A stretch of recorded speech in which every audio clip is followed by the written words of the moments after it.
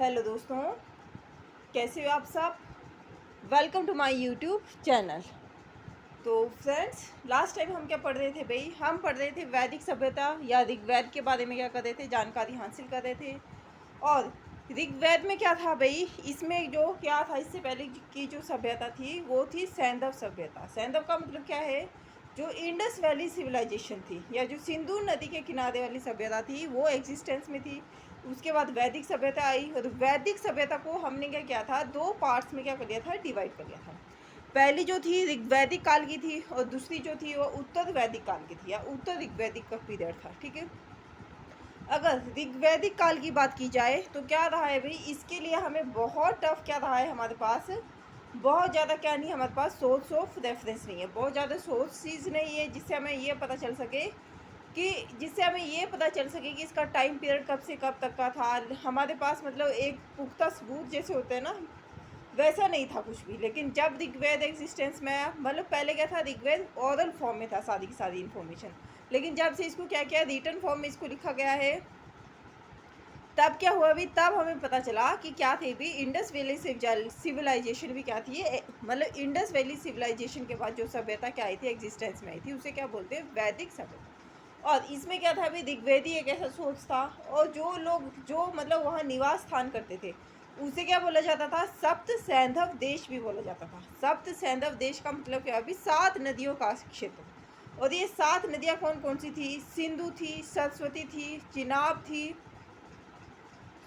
सिंधु थी, सरस्वती थी, विपाशा थी, शतुद्री थी, पुरुषनी, अस्कनी और कौन सी थी भाई, वितस्ता थी। ये 7 नदियाँ थी। और फिर क्या क्या था भाई, जो आधे लोग थे, आधे कौन थे, जो वैदिक सभ्यता के लोग थे, जो वैदिक सभ्यता को क्या करते थे, मानते थे। ठीक है, और ये लोग कहाँ से आए थे भाई, ये मध्य एशिया से आए थे। और अगर इनकी बात की जाए भाई, कहाँ से लेकर कहाँ तक थे, आर्यों का विस्तार की बात की जाए, मतलब इनका एरिया की बात की जाए, तो अफगानिस्तान, पंजाब वाला एरिया हमारा, और इसके साथ साथ एक और एरिया है, उसका नाम क्या है भाई, पश्चिमी यूपी वाला एरिया क्या था, आर्यों के पास था। और सतलुज नदी और यमुना नदी के बीच वाले एरिया को क्या कहा इन्होंने, ब्रह्मवर्त कहलाया है। और गंगा और यमुना नदी के बीच के एरिया को क्या कहलाया है, ब्रह्मश्री कहलाया है। ठीक है, ये क्या रखनी है बातें, आपने याद रखनी है, क्योंकि एग्जाम पॉइंट ऑफ व्यू से क्या है, बहुत इंपॉर्टेंट है, बहुत ज़रूरी है। फिर नेक्स्ट क्या है भाई, नेक्स्ट है हमारा उत्तर भारत।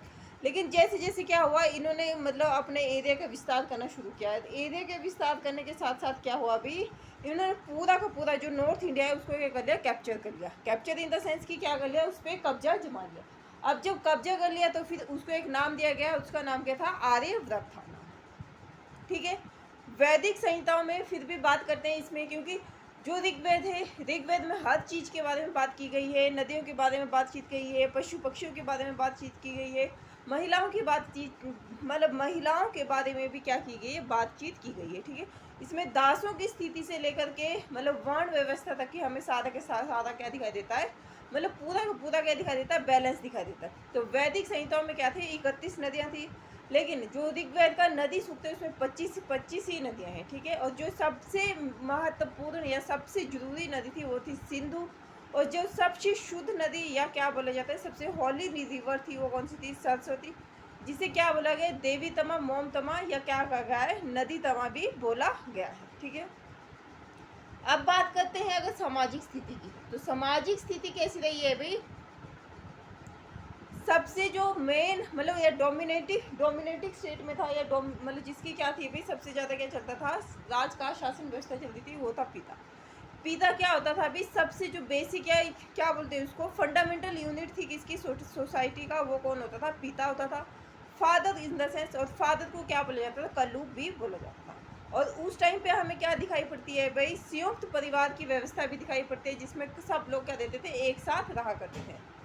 बेशक ये पूरा का पूरा समाज क्या था भाई, पूरा का पूरा समाज हमें कैसे दिखाई पड़ता है, पूरा का पूरा समाज हमें ऐसे दिखाई पड़ता है जिसमें कि क्या है भाई, जिसमें वो बताया गया है, मतलब पूरा के पूरे समाज में देखा गया है कि क्या रहा है भाई हमारा, मतलब फादर से डोमिनेटिंग था, या जेंट्स लोगों का चलती थी, शासन व्यवस्था चलती थी। लेकिन बाद में या थोड़े टाइम बाद क्या हुआ, महिलाओं की स्थिति में भी, मतलब महिलाओं की स्थिति इस टाइम पीरियड में क्या रही है, बहुत अच्छी रही है। ठीक है, तो ये होगी पहले की बात, जो हमने क्या किया था, पहले क्या किया था, चीज़ें डिस्कशन की थी।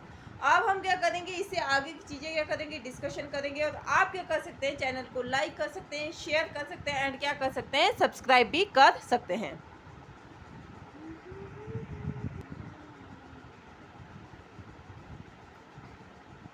तो दोस्तों, आप क्या कर सकते हैं, चैनल को लाइक कर सकते हैं, शेयर कर सकते हैं एंड क्या कर सकते हैं, सब्सक्राइब भी कर सकते हैं। ठीक है। अगर बात की जाए भी विमेंस की, तो विमेंस की कंडीशन क्या रही है इस काल में, बहुत अच्छी रही है। महिलाओं के लिए क्या रहा है, बहुत सारी अच्छी चीजें इसमें हमें दिखाई पड़ती है।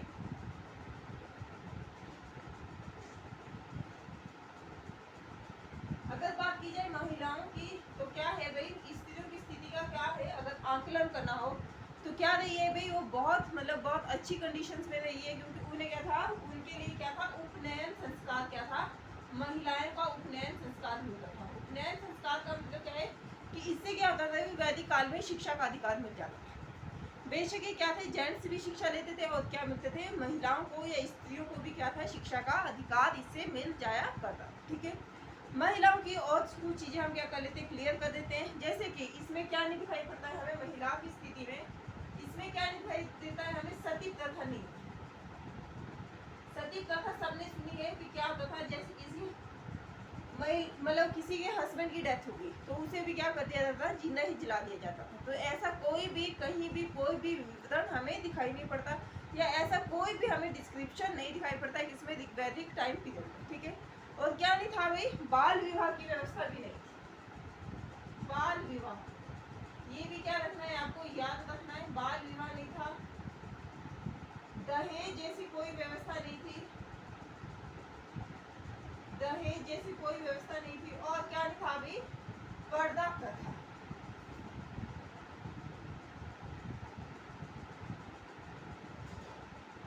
जैसे ये सब क्या था, सती प्रथा नहीं थी, बाल विवाह जैसे में कोई कंडीशन नहीं दिखाई पड़ती है। और क्या नहीं दिखाई पड़ती है, महिलाओं के लिए शिक्षा का क्या था भी, अधिकार था। क्या था, शिक्षाओं की शिक्षा का क्या था भी, अधिकार था। महिलाओं को शिक्षा क्या ले सकती थी, ग्रहण कर सकती थी। क्योंकि हमें ऐसी कौन बहुत सारी क्या मिलता है भी, स्त्रियों का हमें क्या दिखाई पड़ता है, विवरण दिखाई पड़ता है। जैसे कि जिनका नाम क्या क्या है भाई, घोषा है, सिकता है, अपाला है, विश्वतारा है। ये सब विमेंस क्या है भाई, ये सब विमेंस उस टाइम की क्या थी, बहुत ज़्यादा क्या माना जाता है, इनको पढ़ी लिखी और विदुषी इनको माना जाता है। जैसे विद्वान होते थे वैसे स्त्रियों को क्या बोला जाता है, विदुषी इनको माना जाता है। ठीक है। ये भी क्या रखनी है, आपको बात याद रखनी है। और उस टाइम पे महिलाओं को ये भी अधिकार था कि वो क्या रह सकती थी, आजीवन, पूरे के पूरे जीवन में अविवाहित भी रह सकती थी। उनकी कंडीशन इतनी अच्छी थी, इतने अच्छे हाल में रह सकती थी कि अगर किसको विवाह नहीं करना है तो उन्हें क्या रहना पड़ता था, वो अविवाहित भी रह सकती थी। और उस अविवाहित कन्या को क्या बोला जाता था, अमाजू की संख्या दी जाती थी। क्या दी जाती थी, अमाजू। ठीक है। और एक और बात है भाई, जैसे क्या हो रहा है आजकल,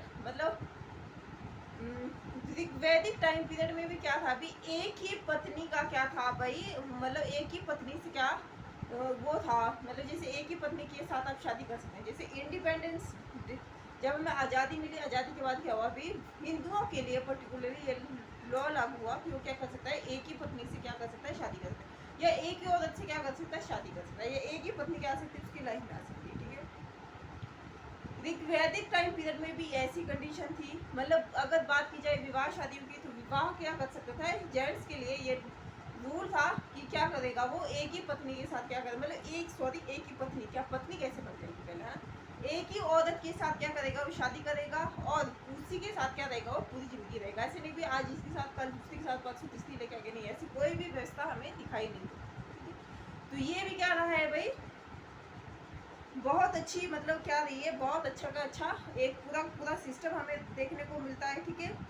और इस टाइम पीरियड में, ऋग्वैदिक टाइम पीरियड में स्त्रियां क्या ले सकती थी, इसमें भाग ले सकती थी। किसमें भाग ले सकती थी, यज्ञ कार्यों में, जैसे यज्ञ होते थे उसमें क्या ले सकती थी, स्त्रियां पार्टिसिपेट ले सकती थी। या अपने हस्बैंड के साथ क्या कर सकती थी, यज्ञ कार्यों में क्या कर सकती थी, बैठ सकती थी। तो ये भी क्या रखनी है, आपको बात याद रखनी है कि क्या चीजें यज्ञ कार्यों में क्या ले सकती थी, भाग ले सकती थी अपने हस्बैंड के साथ। तो महिलाओं की अगर बात की जाए तो उपनयन का, उनको क्या था, उपनयन संस्कार इनका भी किया जाता है। अब जब हम क्या पढ़ेंगे, उत्तर वैदिक काल पढ़ेंगे, उसमें क्या पढ़ेंगे, 16 संस्कारों के बारे में क्या करेंगे, हम बातचीत करेंगे। ठीक है। 16 संस्कारों में से एक क्या है भी, उपनयन। बेसिकली क्या बोला जाता है इसको, एजुकेशन का अधिकार भी बोला जाता है, शिक्षा का अधिकार। इससे क्या होता था, मतलब शिक्षा के बारे में शिक्षा दी जाती थी किसको, लड़का को भी और लड़की को, ठीक है। फिर क्या है भी, सती प्रथा का कोई उल्लेख नहीं हमें मिलता है, बाल विवाह का भी कोई उल्लेख नहीं मिलता है, दहेज प्रथा का भी कोई उल्लेख नहीं मिलता है हमें। हाँ, ऐसा जरूर है कि कन्या को दहेज में दी जाने वाली वस्तुओं को क्या बोला जाता था, वस्तु बोला जाता था। मतलब जैसे कन्या आप भी देते हैं ना लोग, मतलब आप तो दहेज की फॉर्म में बहुत ज़्यादा देते हैं, लेकिन पहले क्या होता था, मतलब जितना अपने मतलब अपने हिसाब से जितने आप क्या कर सकते हैं दे सकते हैं, या जितने आपकी कुवत हो, या जितना आप क्या कर सकते हैं भी हाँ भी हम इतना दे सकते हैं, तो उसको क्या बोला जाता था, उसे दहेज नहीं बोला जाता था, उसे बोला जाता था वस्तु। जितना अपने हिसाब से आप क्या कर सकते हैं दे सकते हैं, ठीक है। दहेज की प्रथा नहीं थी, पर्दा प्रथा नहीं थी, शिक्षा का अधिकार भी था, अविवाहित भी दे सकती थी, अगर किसी को नई शादी करनी है तो क्या दे सकती है, अविवाहित भी दे सकती है। तो अगर ओवरऑल देखी जाए बहुत सारे टाइम पीरियड के बाद के मतलब तो क्या मिलती है हमें, महिलाओं की कंडीशन क्या दिखाई पड़ती है, बहुत ज़्यादा दिखाई पड़ती है। क्योंकि महिलाओं की स्थिति हमें, अगर हम जब राजनीतिक पॉलिटिकल कंडीशन की बात करेंगे या इकोनॉमिक सेक्शन की बात करेंगे रिग्रेटिक पीरियड की, तो उसमें भी क्या है, हमें महिलाओं की स्थिति या महिलाओं की जो दशा है या महिलाओं का पार्टिसिपेशन हमें अलग अलग फील्ड में अलग अलग लेवल पे दिखाई पड़ता है, ठीक है। आज के लिए क्या है, आज के लिए इतना ही है। आप क्या कर सकते हैं, चैनल को लाइक कर सकते हैं, शेयर कर सकते हैं, और क्या कर सकते हैं, सब्सक्राइब भी कर सकते हैं, अगर आप ऐसे ही क्या करना चाहते हैं, ऐसे ही वैल्यूएबल कंटेंट पाना चाहते हैं। Thank you for watching.